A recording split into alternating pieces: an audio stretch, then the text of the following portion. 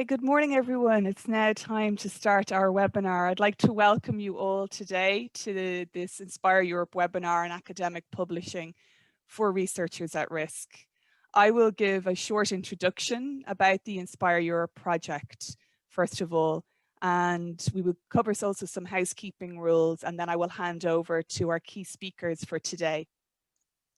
The Inspire Europe project, it gets its name from the initiative to support, promote, and integrate researchers at risk. It's a 3-year project, which is funded under the Marie Skłodowska-Curie Actions Programme.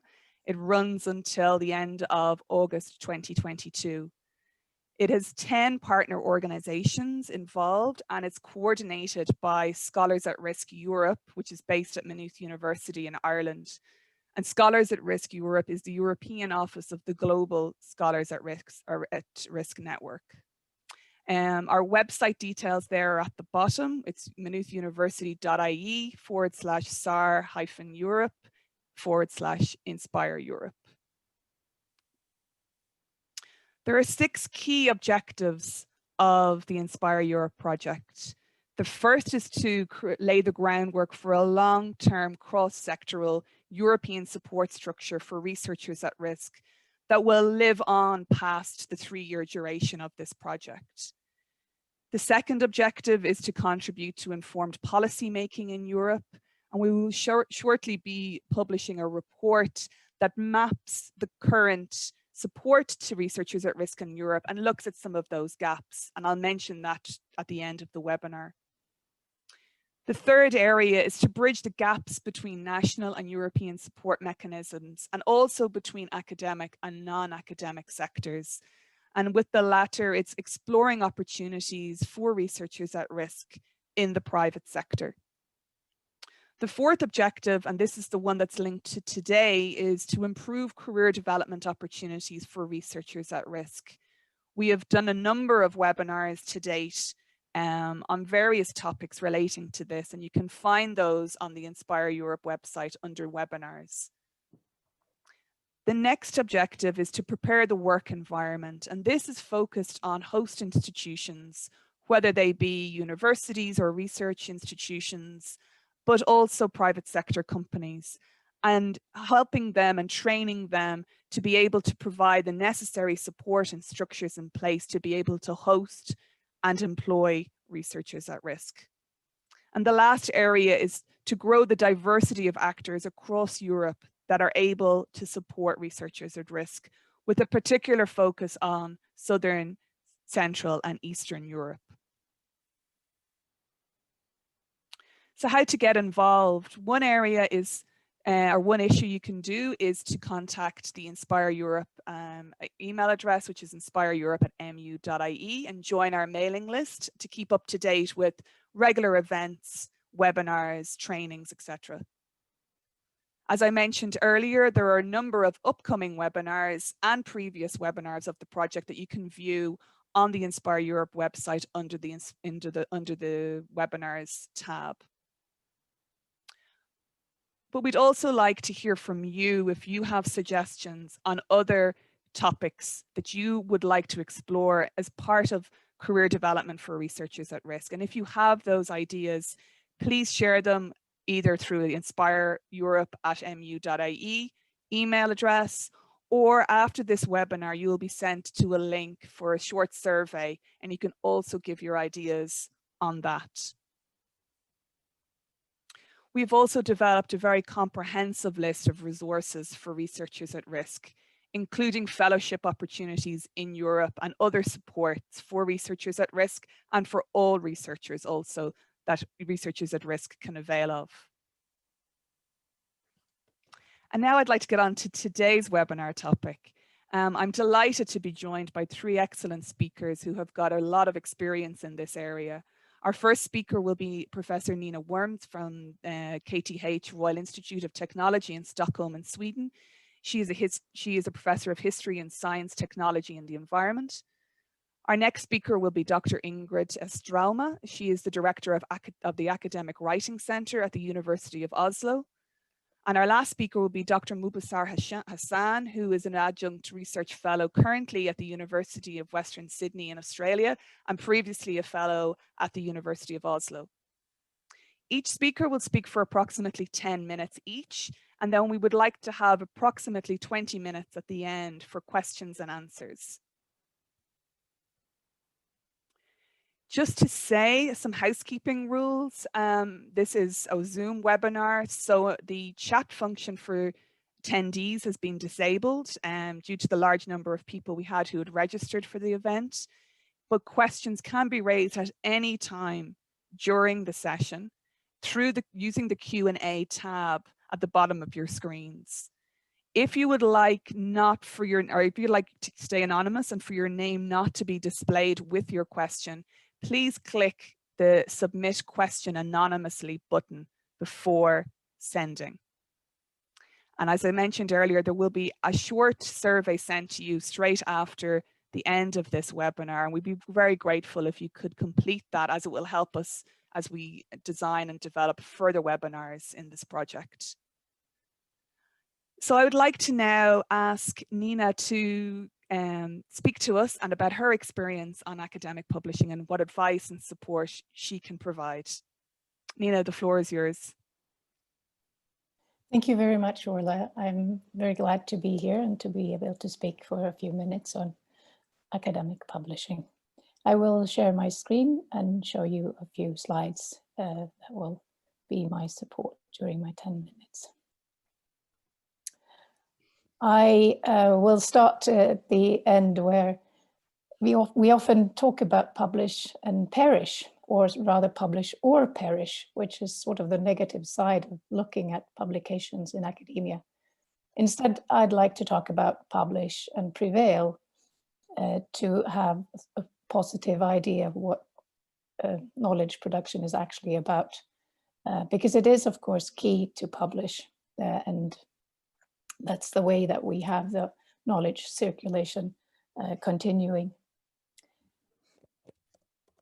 And I'd like to stress that to publish is not a question of disseminating only. It's about communicating your results and communicating with other scholars and the scholarly community. It's a way of conversation and being a part of a larger context where knowledge production occurs.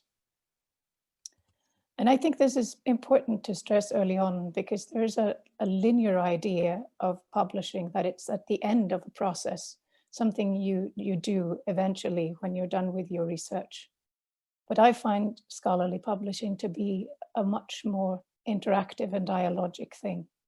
And this also means that there is no one way easy to do it, because as any conversation, you know that they really depend on your audience. I'd also like to say that it's always better to publish than not to publish. However, there is one exception to this, and that is the emerging predatory journals that we've seen in the last 5 or 10 years. The term predatory journals might indicate that the journals are at fault here, but of course we, or those who publish in the predatory journals, also have a responsibility. And I'd just like to raise a finger here that if you are offered to publish and it sounds too good to be true, it often is. So please pay attention to this, and you could look for some good advice on this in the thinkchecksubmit.org.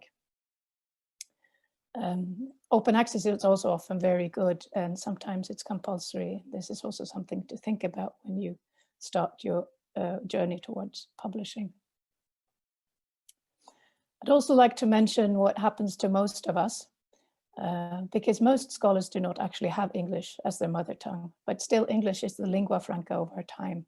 This is the language that most of our conversations, the international conversations, happen in.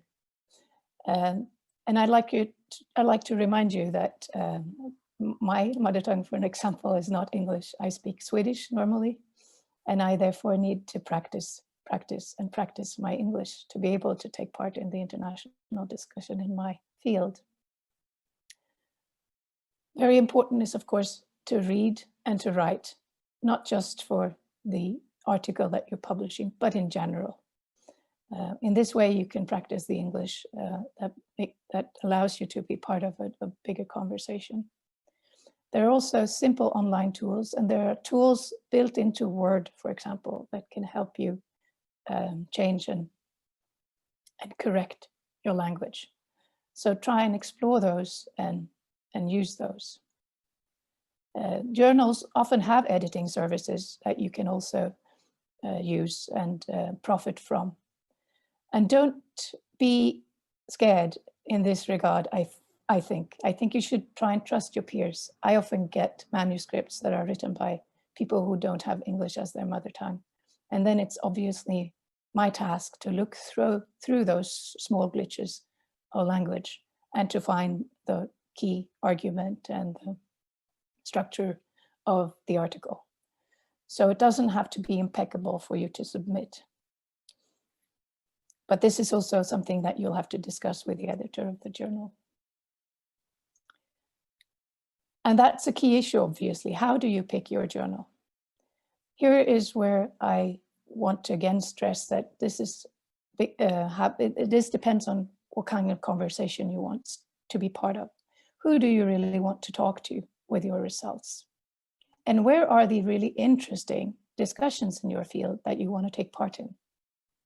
Or are there results out there that you want to challenge?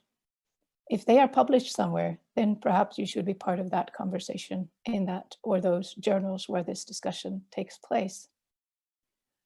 One way that I sometimes tell my students is that they should find their own favorite article or articles, because they might be favorite because they're in a good journal, or they might be favorite because they're actually very well written or make an argument that is clear and consistent. Another way is to locate where the research front is in your field. Sometimes the research front is obviously in journals where it's hard to be published because the competition is very high. But that at least is a way of localizing where the conversation is going on. Probably the easiest way to find the journals for your own publication is to look at the studies that you cite.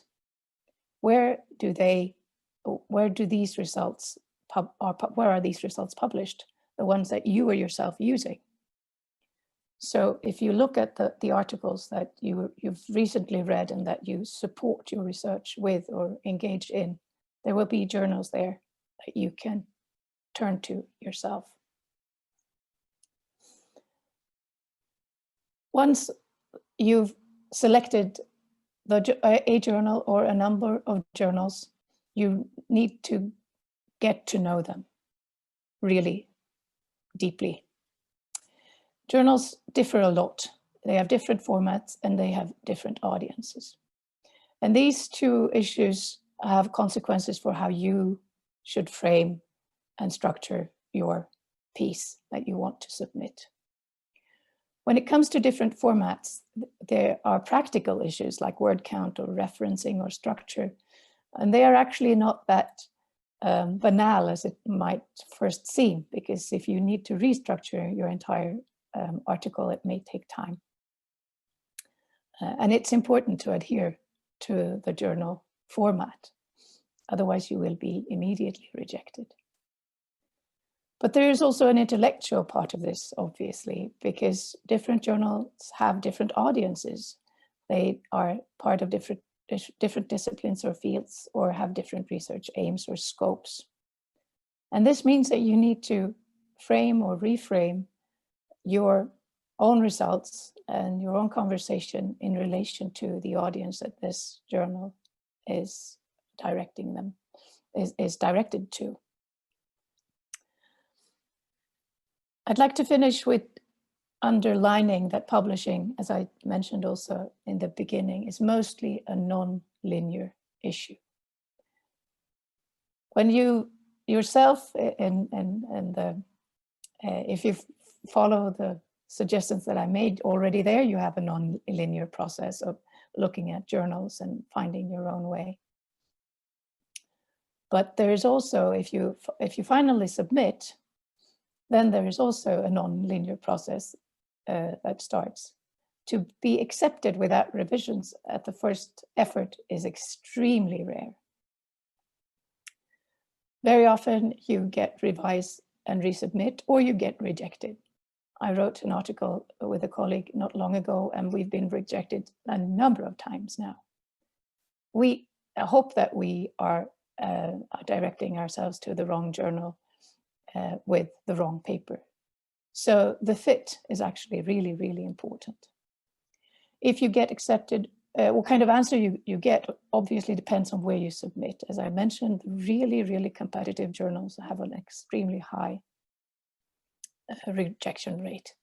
So you might try high, but you eventually might want to go for a journal that has a higher acceptance rate. Key here is, of course, to try again, because it takes time. And the publishing is, again, a central part of knowledge circulation and something that you need to put time and effort into.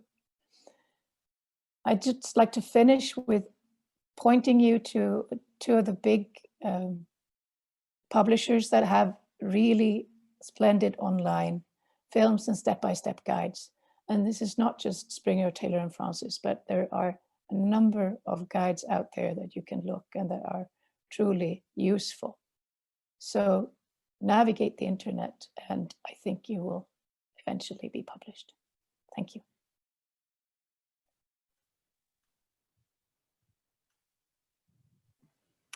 Thank you so much, Nina, for that. And just to say that Nina will be available for also our Q&A section at the end. I'd like to invite now Ingrid Strauma. Ingrid, as I mentioned, is the director of the Writing Centre at University of Oslo. Ingrid, the floor is yours. Thank you. Thank you very much for this wonderful invitation. I would like to share with you some practical advice, mostly on editing and revising for publication, and as part of practices for improving your writing. As Nina already mentioned, most of us need to write in English, not exclusively, but I imagine that many of you are. And for most of us, English is also not the mother tongue, so I will have some practical advice on that. But I will start more generally.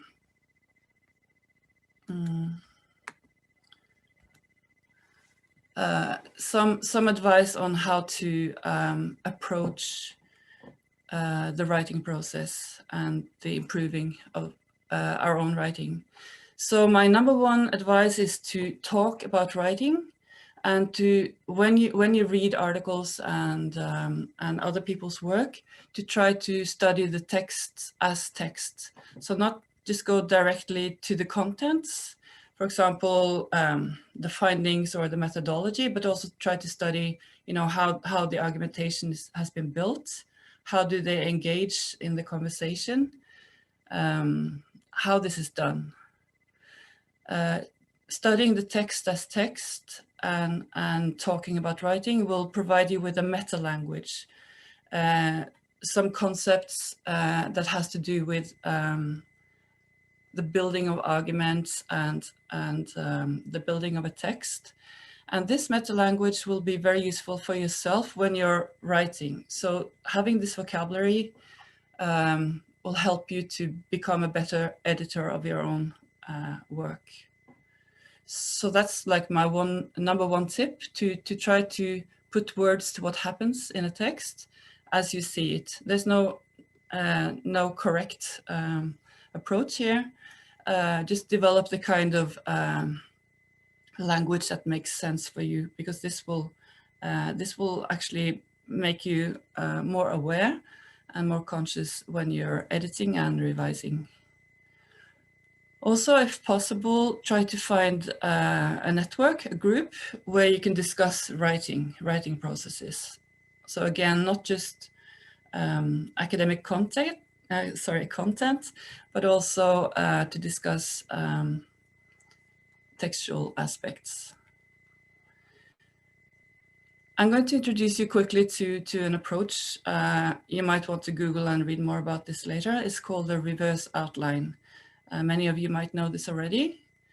It has to do with analyzing published texts and noticing what the authors do.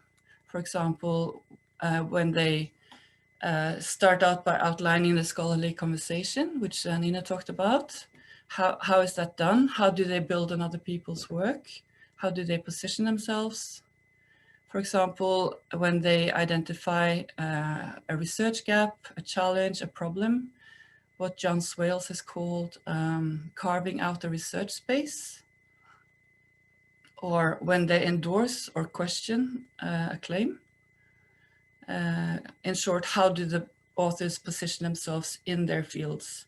This is very differently done depending on the context and the scholarly conversation of the journal in question. Yes, another thing that you might want to notice is how they use different phrases to create flow. This will help you widen your vocabulary. Many of us will find that we tend to use the same terms over and over again. So studying various ways to create flow is also quite rewarding. And then a few tips for revising, which is on a lower level of the writing process. So when you have a draft and you want to revise it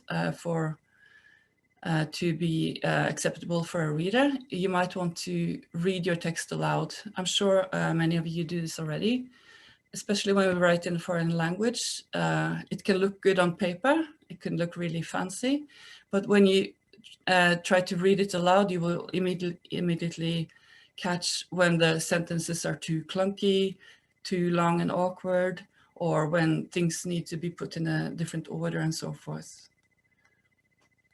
You might also use computer software and have the text read to yourself. I haven't tried this myself, but I heard that it's also very useful, even though it can, of course, sound a bit strange. It will still give you an idea of what doesn't flow and what works well.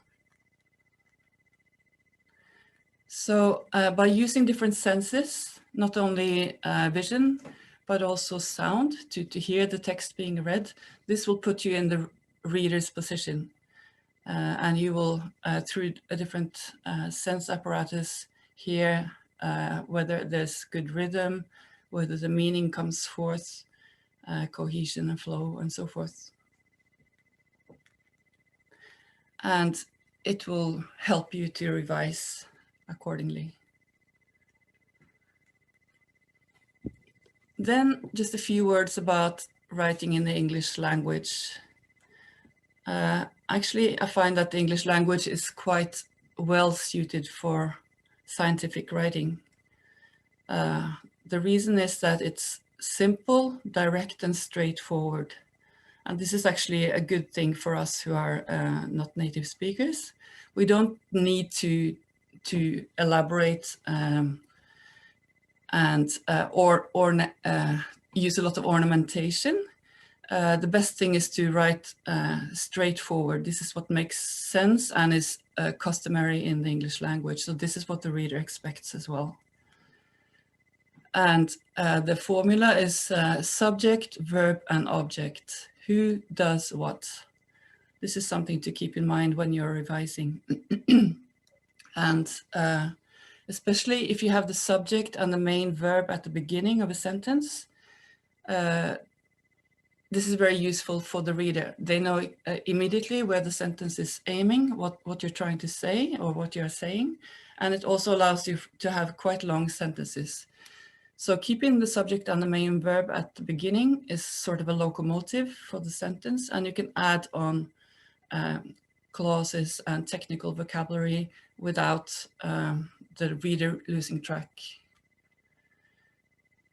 Some students think that all sentences should be short. I believe that both are okay, long and short sentences. It's not necessary that every sentence should be short as long as the syntax is clear. And the same with passive and active voice. You can use both. Both are okay. The key here, I think, is variation. So try not to use only long sentences or only short, not only passive or only active, but to have a variation. This will help the reader as well. And then again, to read aloud to check your language. Just a short tip now towards the end of a technique that's really helpful to produce text. It's called shut up and write. Many of you might know it already. It's very simple. You just find a group, form a group online or in real life, and together you will work with one of you keeping the time and the rest is working. Intervals of 45 minutes and then 15 minutes break. This creates a good rhythm, a good flow, and you can repeat this for, let's say, 3 to 6 times. And the advantage here is that you don't need to have self-discipline because the community does that for you. So you know what you're going to do during those 45 minutes, and then writing together with others is really, really motivating. We have an online group at our writing center every Friday. So you're actually welcome to join there, and we can share the Zoom link if you like. And finally, some other resources that might be useful. And with that, I'll say thank you very much.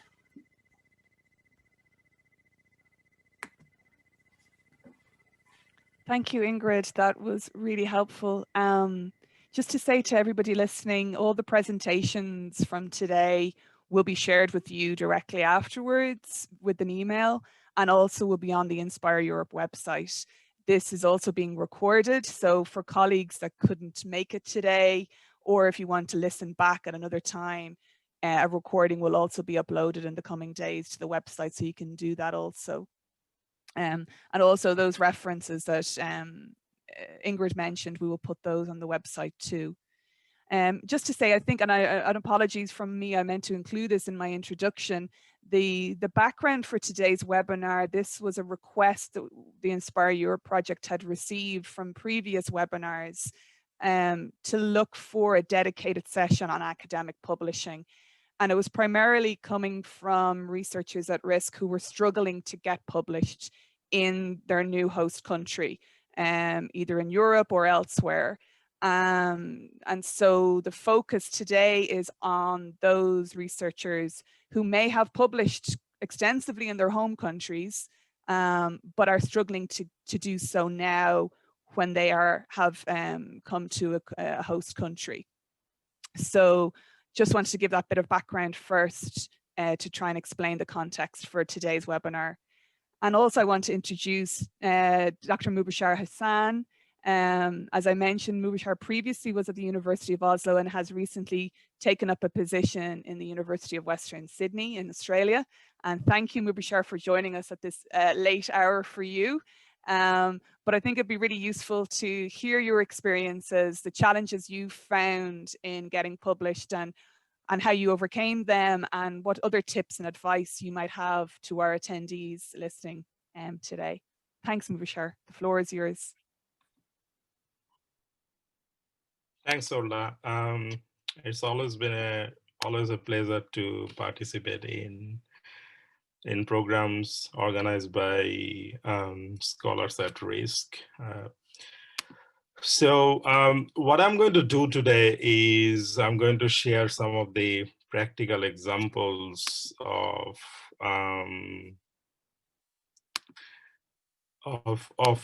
what did I do during my Scholars at Risk fellowship that was between 2018 and 2020. And I think for scholars at risk, it's always important to take some strategy, because this fellowship is going to run out. So that means that we have, like, for some it's 12 months, for some it's 24 months, for some it's a bit more than that, but at one point this fellowship will end. And within that process, there are so many things that is involved, like mentally settled down, developing relationships with colleagues, understanding the surroundings and bureaucracy and so forth. So I thought that how one could make the best out of it, that if I share some tips on that, at least from my personal experience, that may be useful for my fellow comrades. So this is what I managed to do within my fellowship period at University of Oslo. And I guess, everyone could see it, so I don't need to go through it. So, and I could save some time on tips. So what I was saying, that what are the best way to utilize, at least what I did within my fellowship period. So I knew that I had like a 12 months, then 12 more than 12 months was extended, and few more months because of coronavirus. But we, some of us need to understand that publication is not entirely about writing, it's more than that. So several things. One is, as we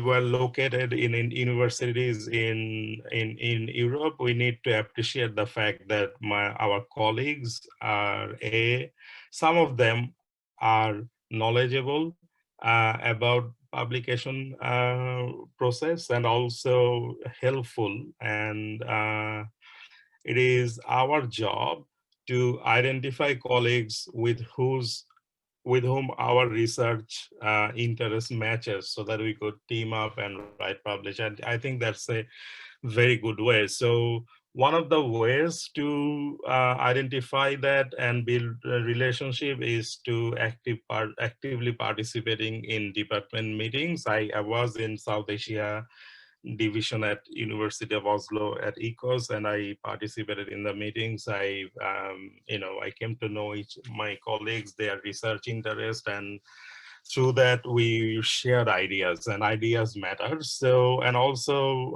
there are department research groups. So for example, I was participating in a group called Religion and Politics, and I tried to attend almost all the events, internal and external. And also it is really good to build meaningful, long-lasting friendship with colleagues in the university and beyond. Because, for example, I'm now editing a book with my colleague at University of Oslo, and even though I'm not with Oslo, we're still zooming and bringing out ideas and reaching out to authors and strategizing what to do.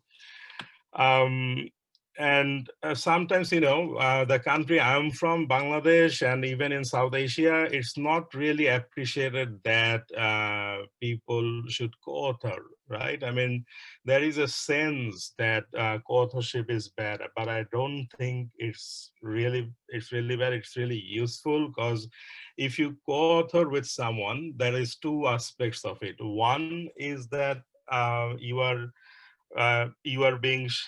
are sharing your knowledge with him or her, and he is also sharing his or her knowledge with you, and you are preparing something together.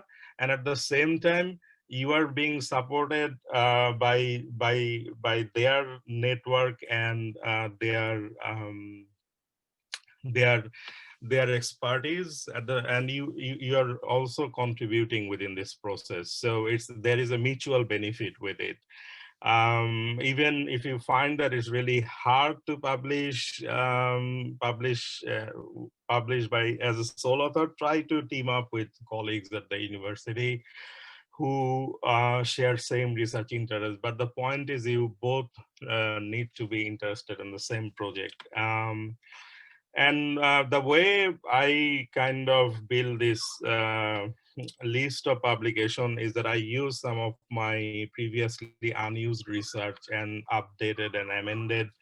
For example, I published my PhD thesis as a book during my fellowship. And so if you have something like that, you could also do that. And do remember that ideas matters.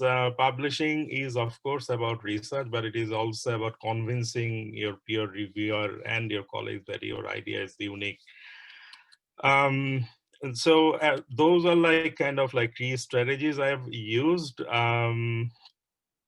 So what were my personal strategy? I thought, and you could also use it, like be confident. You know, so I met few of my colleagues in Europe at that time, and some are other places. Not all of them are less confident, but some of them are less confident.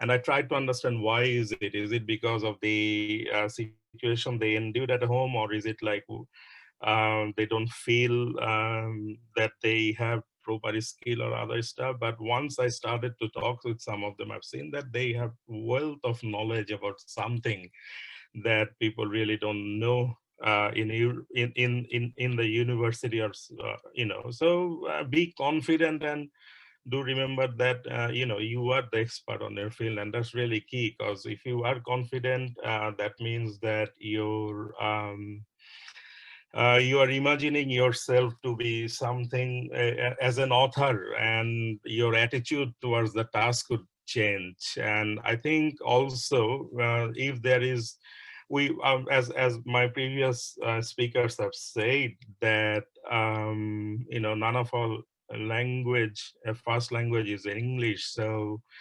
but that's okay. When I was in the Oslo, I had some research fund, and I could employ someone to proofread and edit the piece out of the research fund. So that could be one way.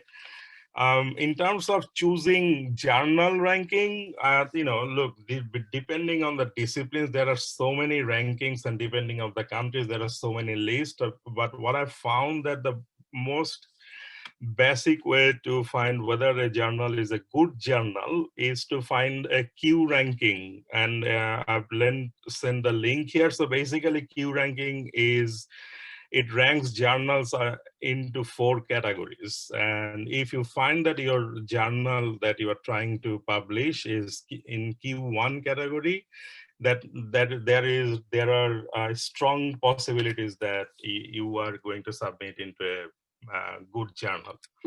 And I'll finish with some final comments that, look, be sincere in your effort, but don't stress out or feel low if you do not manage to publish within the fellowship period.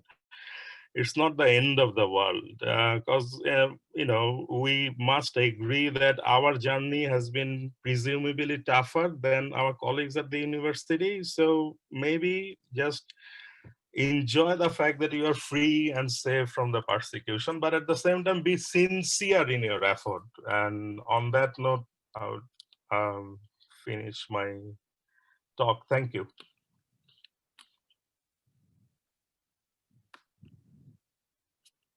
Thank you so much, Mubashir. That was really, really interesting, and grateful for your tips and advice.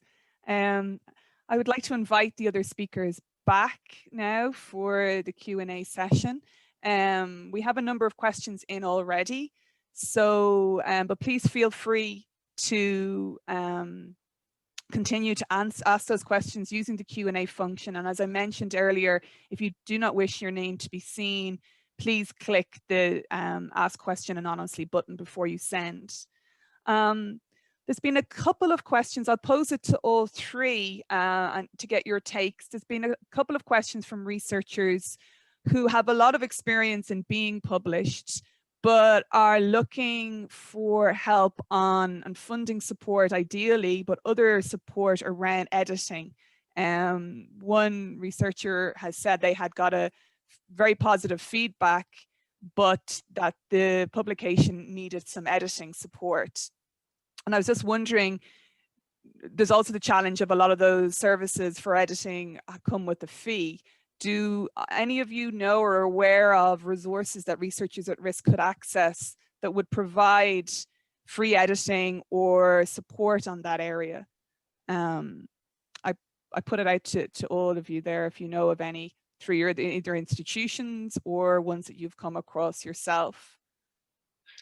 So I could share my experience of book editing. So my book was edited for free by someone who was connected with the Scholar Rescue Fund. Yes.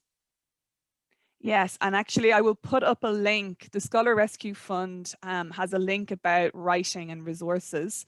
I will put that up on the website also after this webinar. And also to say this whole area is one that Scholars at Risk is looking at. And my understanding is across the Scholars at Risk network, which as you know is over 500 institutions in various countries, it's looking at how we can support researchers at risk in this area, utilizing the knowledge and awareness within the institutions. Sorry, Nina, would you like to come in?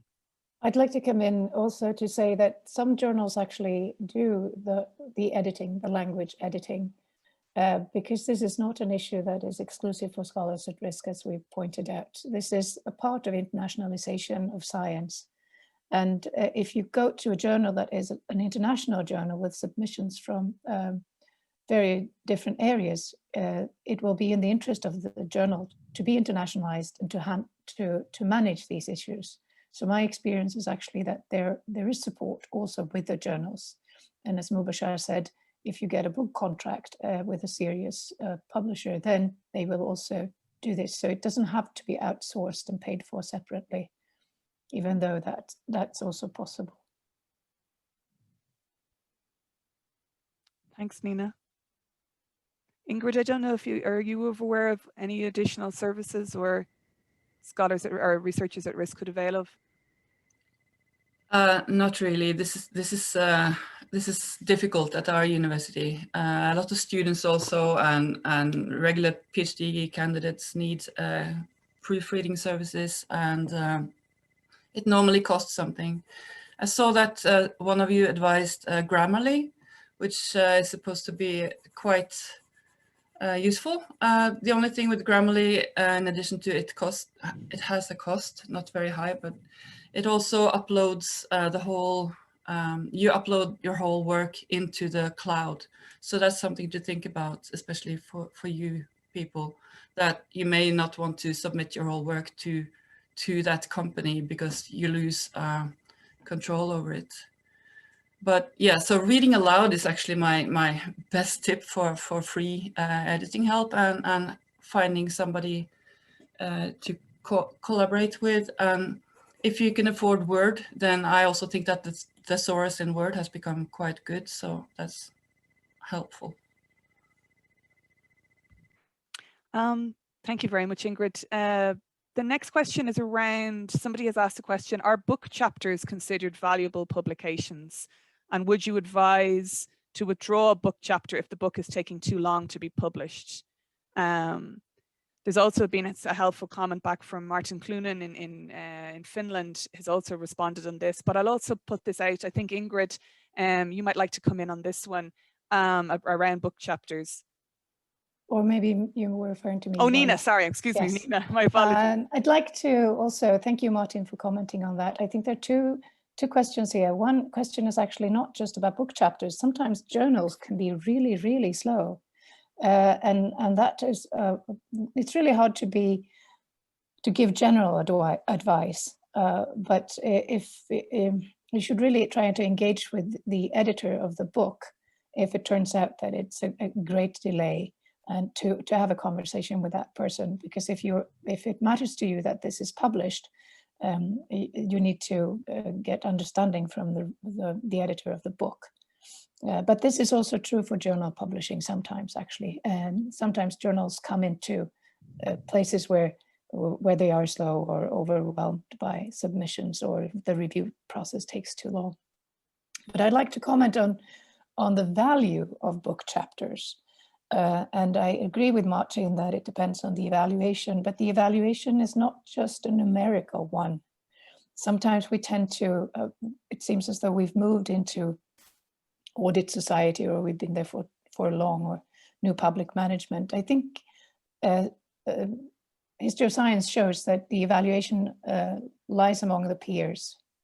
So something that is qualitatively really, really good might not get high scores, but it should still be published if it's really, really good. So the field that I belong to, we write a lot of books and a lot of book chapters. So I have much more book chapters than I have journals. And that's because that's our way of writing.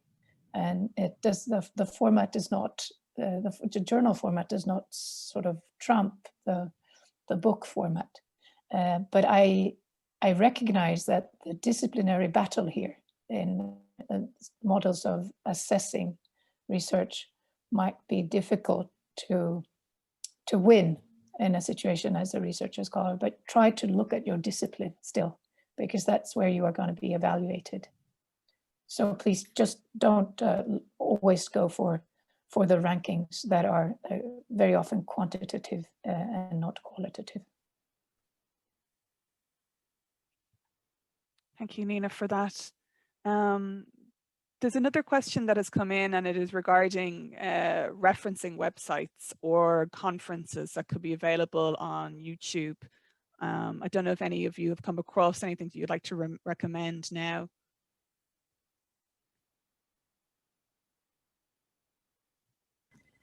Sorry, what is meant by referencing websites? I think it's around, maybe it's around support on editing.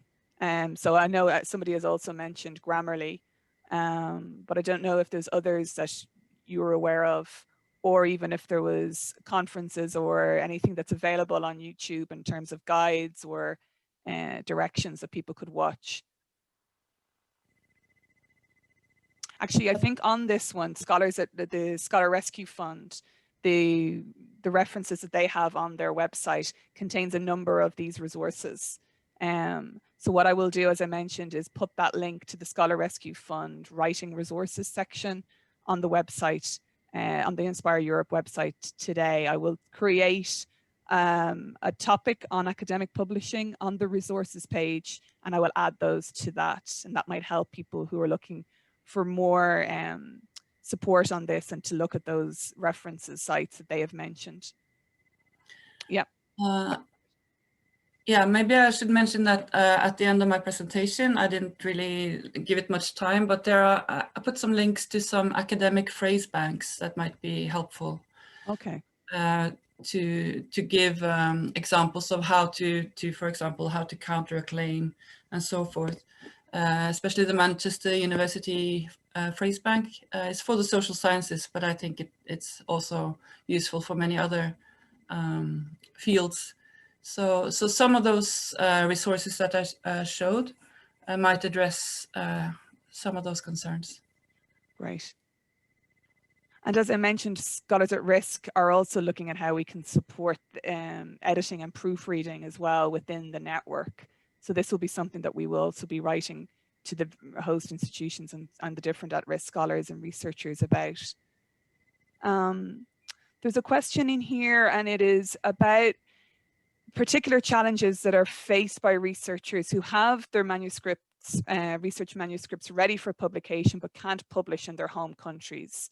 Would appreciate any information about publishing opportunities for books based on field level travels, doing humanitarian work and tied to a certain theme, example, extremism or violence, which could be published while staying in one's home country.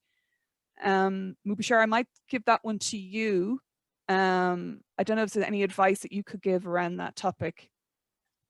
I really didn't get the question. Is that written somewhere? Yeah, it's written by an anonymous attendee, has asked the question. They're particularly looking for, yeah, while they're currently living in their home country and unable to publish. In the home country. Yeah. So also, we'll have to about publishing opportunities for books based on field level travels globally during humanitarian and tied to certain themes.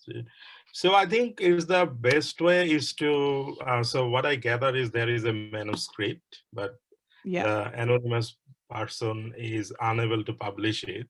And the rule of thumb for publishing any book is to put the idea of book into a book proposal that is available in the publisher's website and send it to the commissioning editor. So if they, for example, if they go to Sage or Routledge or Palgrave or Oxford University Press, they would find the necessary information about how to submit a book idea.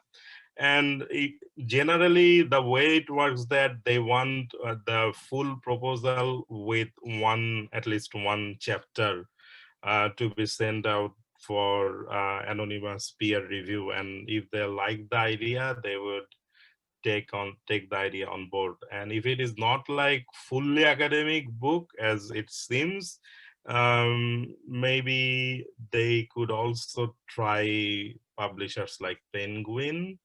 And there are sections, for example, I know about Sage, that they publish traveling. At least one of my friends published his travel from Bangladesh to Australia via Iran. I know it's a quite long journey, but he managed to publish it via Sage. So those are the ideas they could ponder. So bottom line is they need to go to publisher's website and look for the categories and submit the book proposal. It may take like a month or more, and then send it out with a chapter. Thank you. Thanks, Mubashir. If I may yes, add only that Mubashir's suggestions are really good, but they're also the biggest and most prestigious publishers.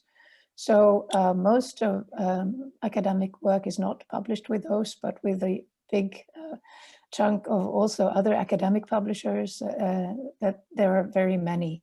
So the fact that you don't publish with Cambridge or Harvard or MIT or Oxford does not make your research bad.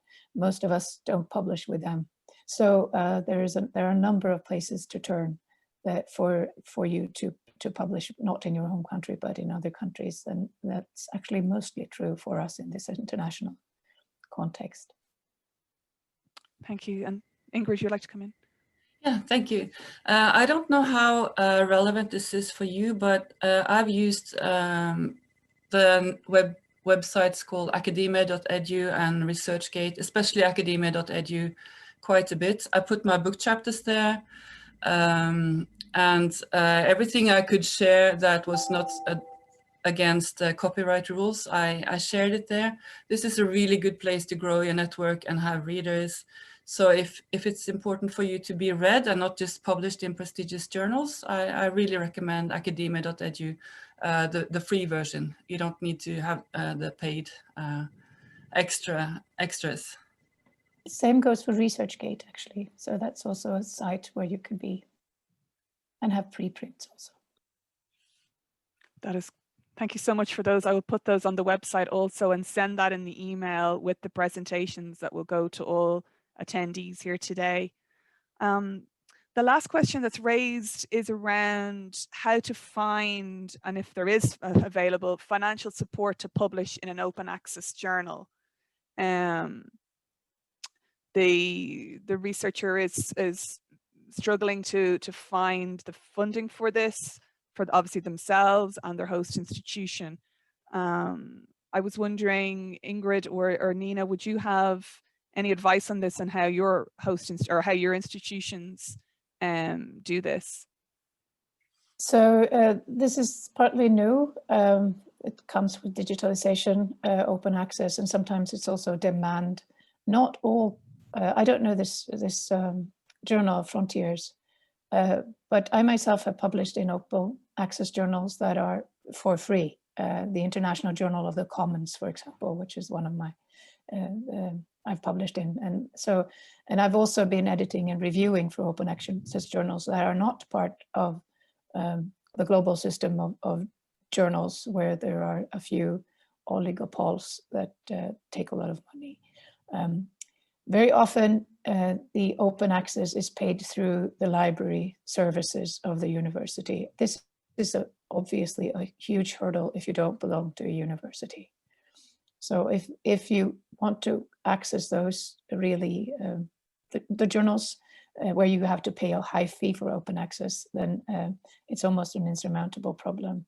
But there are also journals that don't take this fee that are just as good.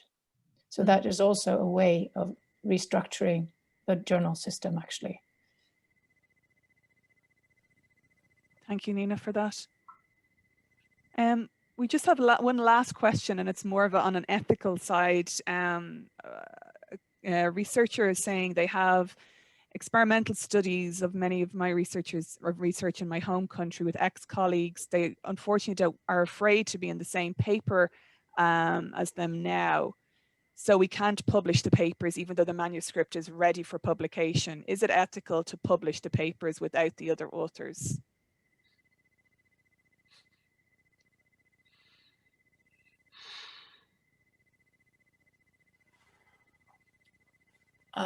Sorry, yeah.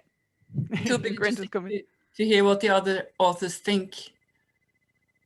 If the other authors agree, I would say it should be ethical, but against their will, no.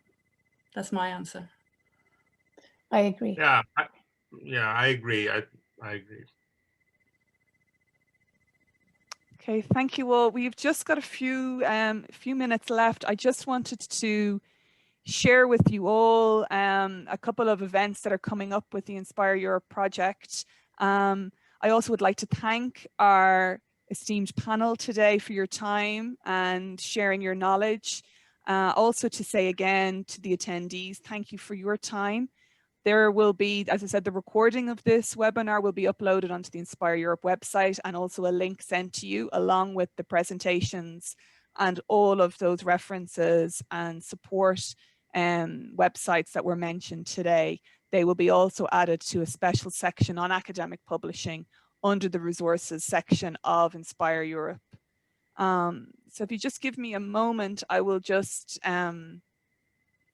highlight some upcoming events that some of the researchers here might like to attend.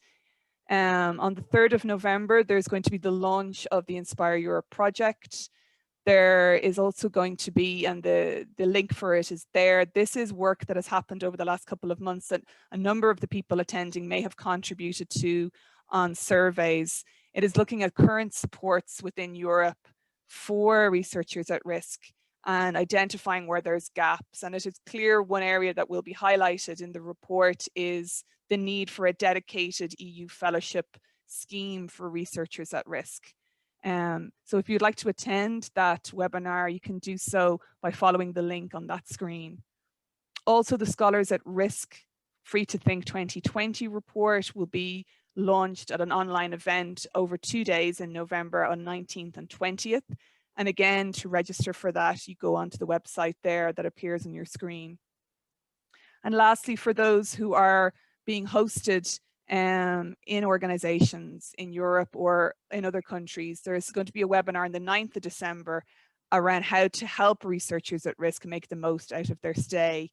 This is primarily targeted at host universities, but researchers at risk are also welcome to attend.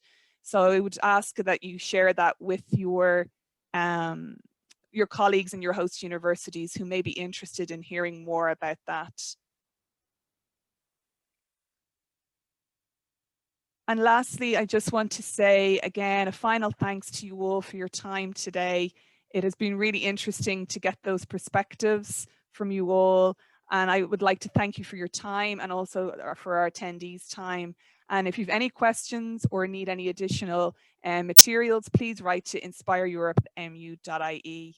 As I said, there will be a short survey on this webinar that you will receive when you close out of the webinar, and I'd be very grateful if you could complete it. It should be only 2 to 3 minutes of your time. It will help us plan future events.